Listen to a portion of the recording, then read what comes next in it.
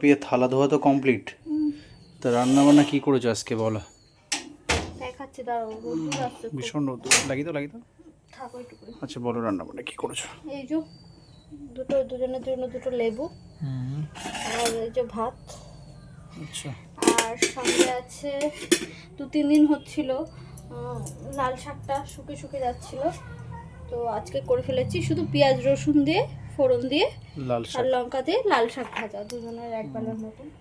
Next ও আর আছে এই উচ্ছে প্রথমে আলু তো সেদ্ধ। উচ্ছে আলু সিদ্ধ দেখাবো তো। ঠিক আছে, মিস্টেক, উচ্ছে আলু সেদ্ধ তো মাখতে হবে, মাখা হয়নি, তবে আমরা কাঁচা লঙ্কা দিয়ে খাই, নাহলে ভালো লাগে না, বেশি তেতো লাগে। যাই হোক, নেক্সট আর সকালবেলায় আজকে স্পেশাল মেনু করেছিলাম ছোলার ডাল আর পরোটা, তো কিছুটা তরকারি বেঁচে গেছে, ওটা এখন ভাতের সঙ্গে খেয়ে নেবো। আর কালকে চিংড়ি মাছ দিয়ে পালং শাকের তরকারিটা ছিল, তো এখন সেটাকেই গরম করেছি, ওটা খেয়ে নেবো। আর আজকে যেটা হচ্ছে সেটা হলো এই যে ভেটকি মাছ দিয়ে, এই যে ভেটকি মাছের মাথা আর ভেটকি মাছ দিয়ে কচু আলু দিয়ে, মানে খুব একটা ঝোল না আবার খুব একটা পাতলা না করা হয়েছে। ওকে, বাস আর কিছু করিনি আজকে। তাহলে খাওয়া দাওয়া শুরু করা যাক আমাদের। টাটা।